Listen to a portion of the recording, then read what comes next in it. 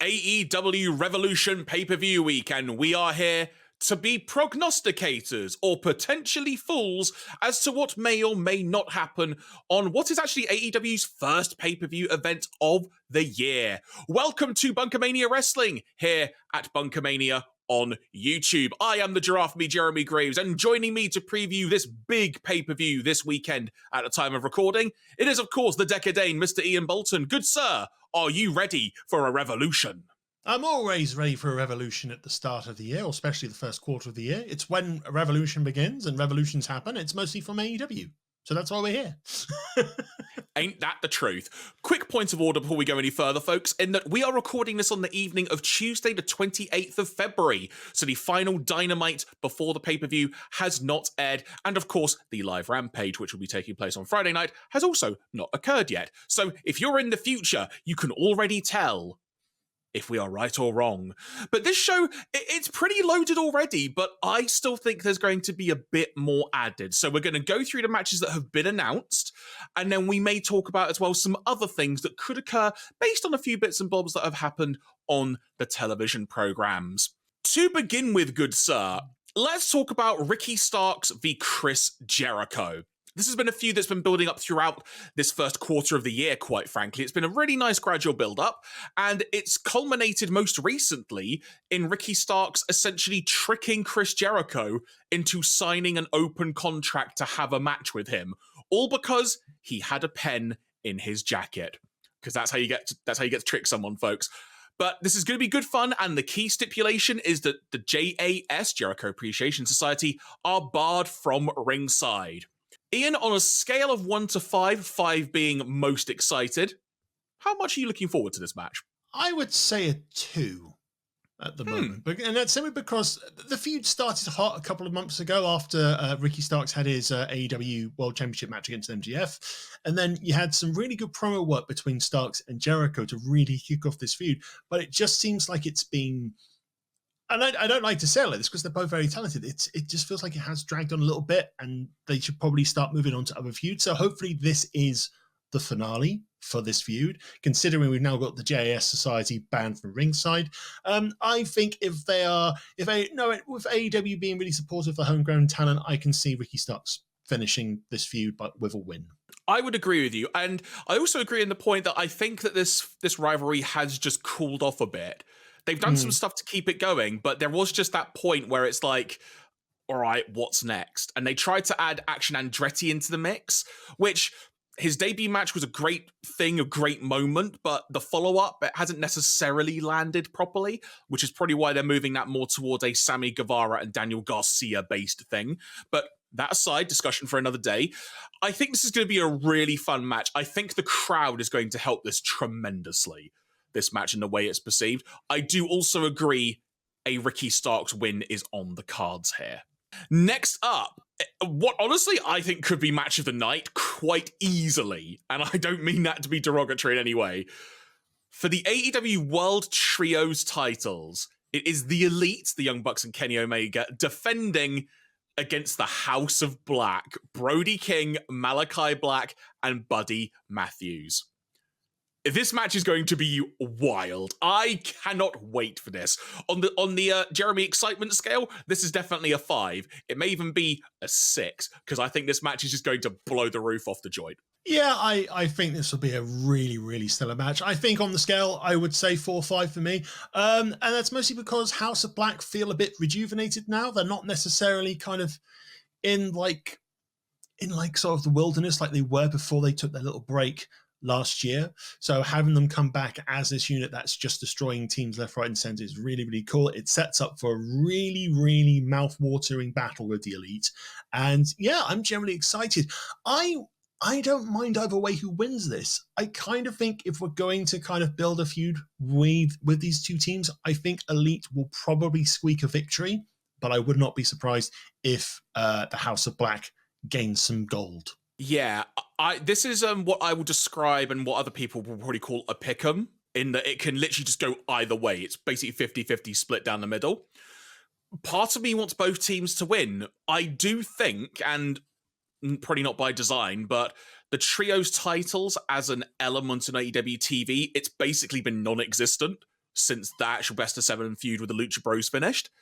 The Young Bucks have been doing some matches on Rampage and whatnot, and Kenny's been doing a few things here and there. But as an element, as a whole, I was expecting the Trios titles just to be a regular fixture. There have been the great matches involving Top Flight and AR Fox as well, of course, some great title defenses. But in terms of what's next, there isn't really a clear picture. And who knows, maybe the Elite are going to be more involved in stories, and that could be a reason that House of Black wins. So, for the purposes of this video, I'm totally fine with either winning. In some ways, I probably want the Elite to win, but I'm gonna pick House of Black to win. Partly because I think if you have them every week on television defending those belts, holy heck, gonna be some great trios matches.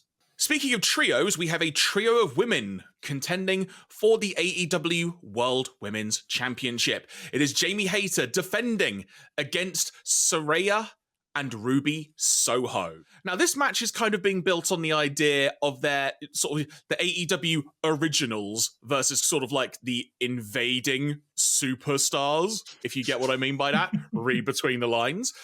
It's a little bit weird. They've sort of been teasing which direction is Ruby ultimately going to go in, because she's really good friends with all the AEW originals, if you will, but then she's very familiar with the superstars, as it were. So they're sort of teasing which way is she going to go. Part of me thinks that Jamie Hayter is going to retain, because much as I love Ruby Soho, I think there is still so much longevity to Jamie Hayter with this title reign, and little, perhaps early signs that there may be a bit of dissension starting to build again with Britt. In the way this match came about, I'm not sure if you're aware, but Jamie Hayter essentially went, you know what? I'll just defend it against both of you. You know, you're the two best contenders for this belt. Let's just have a three-way match. And Britt was standing next to her, and she didn't react in a weird way, but you could tell behind her eyes, it was like, is that so? Okay, noted. In terms of how she described them. So I'm going with a Jamie Hayter win. That said, if it did change, I would much rather it go to Ruby, but I'm also half expecting a Ruby heel turn and then Hikaru Shida coming in to help creating a sort of trio women's feud for the foreseeable future. I wouldn't be surprised if Hayter retains. And I kind of like that sort of summer program of Hayter versus Baker. AEW have been kind of toying with the fans' kind of expectations of when this sort of feud might or if happen. And I think if we're going to do it, we're entering a very good kind of busy summer period for AEW with Double or Nothing towards the end of May. So I kind of think that will be quite good as your lead-in program for summer and take you all the way to possibly All Out as well. So I could probably see AEW go down that route. I kind of think if it comes to the finish, I think the only kind of way I can imagine either one of the others, Saraya or even Ruby Soho, winning is shenanigans of some description with the little factions of originals and superstars and so forth. But I don't see it. I think Hayter's very popular as a women's champion for AEW. It will be kind of foolish to take the belt off for now. Next up, in what's actually going to be a sort of much more of a personal rivalry type match, it is for the AEW TNT Championship, as Samoa Joe defends against Wardlow, whose hair he cut off just before the turn of the new year. And the reason this is becoming far more personal is not just because it takes a blooming long time to grow your hair out, so you can get annoyed about that as it is, speaking as a man with long hair as well, but Wardlow elaborated in an interview with JR on a recent edition of AEW television that the reason he grew out his hair was a connection to his father who passed away. And so it was kind of almost like an honoring his father type thing. And Joe just cutting off his hair like he did was kind of just severing that connection and that really deep bond he had to the memory of his father. So there's a real strong personal stake in this. It wouldn't surprise me if Wardlow wins. That said, Joe has basically just got the belt back after some great title defenses, including how he won the belt again against Darby Allin, which was just brutal in and of itself. Again, wouldn't surprise me if Wardlow wins, and for that reason, I will go with a Wardlow win. Yeah, I think from there, because they had their like triple threat match at Full Gear, didn't they, last year, where Joe picked up the belt, and it was quite a good fun like host battle match anyway. So it's kind of like this has been a nice little feud that's been kind of brewing. We've seen Samoa Joe kind of go to war with Darby Allin quite literally, lots of blood as well. I kind of sense Joe will retain. I think there's still more. I think there's still more to the feud to carry on between Joe and Wardlow, but I think just as a kind of keep it going, keep it still kind of personal, and a war between two behemoths, I see Joe retaining. I will add that I don't necessarily want Joe to lose the belt. I think Samoa Joe, as the king of television character that he's been doing, being the ROH TV champion as well, it has been such a fantastic, wonderful character. Basically just being, to quote like it is, just being a total dick about the place, as it were. He's a wonderful heel, Samoa Joe, so I am all for him retaining, but part of me just thinks it's going to be Wardlow on the night. When it comes to personal rivalries, this one has built up over the notion of two people knocking each other out, as it were. And now, from that, Ian, we get a Texas death match. As it's the Battle of the Dads, as we have Jon Moxley against Hangman Adam Page. On an excitement level, it's weird because I'm only maybe at a 2 or a 3 out of 5 from an excitement level point of view. But I know the match is going to be so damn good, and I'm going to be enthralled by it. But going in, I'm just kind of like, yeah, that's going to be great. I'm looking forward to it. But I'm not any more hyped for it than that at the time we're recording. I think it'll be a very good match. There's no question it's not going to be a good match when it comes to Moxley and Hangman. They've done a couple of matches already. They have really good chemistry. I think the fact is going to be, because it's a Texas death match, oh, it's going to get bloody. It's going to get bloody so easily. And it's kind of like, oh, joy, more blood. That's what we want in this feud.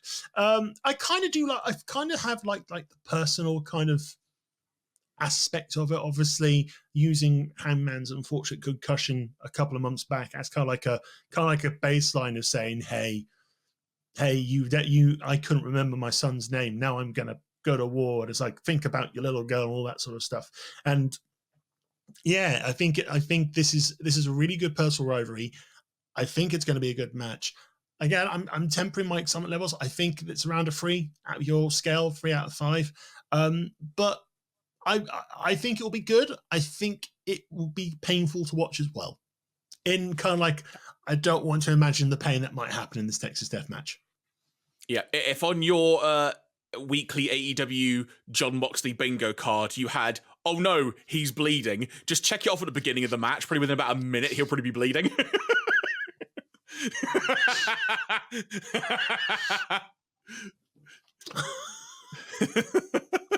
That was wonderful. Keep that in the edit. I demand it. So, AEW World Tag Team Championship match. It's going to be a 4-way match. It is the Guns, the current tag team champions, who, far as I'm aware, unless they've done it on Dark or something, they ain't defended the belts once since they won it, so proper fighting champions there. They'll be taking on the former champions, the Acclaimed, who got into this match by invoking their rematch clause. Also against Jeff Jarrett and Jay Lethal, who won the Tag Team Battle Royal last week on Dynamite, again at the time we're recording this. And then there'll be one more team who will be the winners of the Casino Tag Team Battle Royal. Yeah, and I don't necessarily feel confident that any team that wins that's going to go through and take the belts off the Guns. I think the likelihood is if the Acclaim are getting the belts back, this is how they do it. And they probably don't have to pin the Guns. They'll probably pin Jeff Jarrett or Jay Lethal or something like that. Yeah, I know in the past I've spoken about how I thought the Acclaim didn't need the tag belts, but when they lost the belts, did the air just get sucked out of the room. It was like when Sammy got pinned at Elimination Chamber. Just the air just immediately got sucked out of the room. It's sort of one of those ones. So yeah, I'm not expecting the Guns to retain, and again, quite frankly, have not actually defended the belts yet as far as I'm aware. They've been great champions so far. Speaking of, well, I won't necessarily say great champions, but I'm going to say a great marathon, to say the least, of a championship match. 60 minutes Iron Man match for the AEW World Title. MJF defends against Bryan Danielson. It's going to be a long one, and if you're planning to stay up all night to watch the pay-per-view, if you're in the UK, it's going to feel very long, that match. But hey, the other way to look at it is if you want to get a nap, you could potentially fall asleep for 45 minutes and tune in for the final 15 if you really wanted. That being said, in terms of an excitement level, the way they've been building this up the past few weeks with Danielson having to go through people to get to the match, MJF attacking Danielson, paying people to attack Danielson, just really trying to do that shoulder in, and it culminating on Dynamite. Well, I say culminating, the most recent occurrence being that MJF did a promo, talked a little bit about his personal life, but then also started speaking to his children, Danielson's that is, through the camera, basically saying, I don't want your dad to have more concussions because, not good and such. And the pull-apart brawl they had was freaking great. Danielson just running outside the ring and actually proper decking MJF was a thing of beauty, and I loved it. In terms of the match itself, I fully... my thinking is this. MJF is going to drop a good number of falls because he's going to get DQ'd, counted out, whatever. It's going to be akin to, I want to say it was The Rock v Triple H at Backlash 2000, circa that era where there was an Iron Man match. And Triple H basically just got himself DQ'd 2 or 3 times in order to actually get the upper hand in the match. Like just clobbering Rock with chairs like 4 or 5 times or something. I think it's going to be something like that. But I think it's ultimately going to come down to the wire, and it'll be maybe like a very last moment, whoever gets the victory will get the win sort of thing, if that makes sense, like within the final 15 or 20 seconds, something like that. Part of me really wants Bryan Danielson to win this. I really want him to, but I just don't see MJF losing the belt at this stage. It feels too early, but with how high stakes the match is, part of me wonders, maybe Danielson will take it. I am very torn on this, but I've said my feelings on that. Excitement level, I'm at a good maybe 3 to 4 out of 5 going into this. But knowing it's going to be 60 minutes, if I decide to watch it live, which is a very selfish point of view I appreciate, I'm going to be very tired. So I don't know if my excitement level on that sense is going to stand up. But how are you feeling going into this match? I'm fairly excited. I think it's an excellent it is definitely an excellent main event to have, MJF versus Danielson. I totally expect MJF to retain this. And again, I think there'll be good old fashioned MJF chicanery going on. So he ensures that he gets the necessary pinfalls to win. It's the feud's been very good. It's been very personal, and again, it's excelled mostly thanks to MJF's promo skills, as well as Danielson going through the trials again to try and get to this 60-minute Iron Man match. But yeah, I don't see an outcome where Danielson wins the belt here. I think if MJF lost it now, I don't know. I think it just, for me, from a narrative perspective and probably a long-term story way booking, I don't see what the benefit of MJF losing the belt here could be. I think there are potentially other candidates you can build up. I think if anyone will dethrone MJF, I think it won't be an XWE star like Danielson or something like that. I think it will be probably a homegrown AEW talent. It might be an Allen, it might be a Kingston, it might be something like that. But Ricky Starks, or Ricky Starks. Yeah, exactly. I just don't see MJF dropping the belt at Revolution. I'm looking forward to the match. I think when it comes to watching it, I'll probably watch it on catch up after the event. I think I'm going to have to set some time to the side so I can properly watch the 60-minute match rather than kind of watch all the pay-per-view, kind of get maybe slightly burnt out with the running over. I mean, at the moment, the number of matches on the card is respectable, and I like that. I hope not a lot more get added onto it. But other than that, I think this will be a really good match. Yeah, you said a fun phrase earlier of like MJF chicanery. I think at this point we should just call it MJFery. It's like things like motherfucking MJFery. Literally, basically. So, but as you just mentioned, though, this pay-per-view is going to be really good. Like the matches they've announced, it's a really nice lineup. If this is where we are at in terms of matches that are on the show, I'm actually perfectly content with that. Part of me thinks there's going to be at least a couple more matches added, but I am perfectly content with the lineup we have right now. So that is the main AEW Revolution card as we know it at the time of recording, but it's quite possible there will be at least a couple of other matches added. So good sir, be it for better or worse, what I have done using my brain power, if you will, as to how much AEW television I consume on a weekly basis, I have attempted to prognosticate what other matches could be added to the pay-per-view to increase the already what will likely be very dramatic long-running time. Would you like to hear some of the possible matches we may get? Throw them at me. Tell me what you're thinking. Did you apply Steiner Mash to it? Oh, if only. I might have had less options if I'd done that. So, I reckon there will be a TBS title defense from Jade Cargill, because that seems to be part of the course for pay-per-views at this point. Yep. It wouldn't surprise me, but it wouldn't surprise me if it's on the pre-show.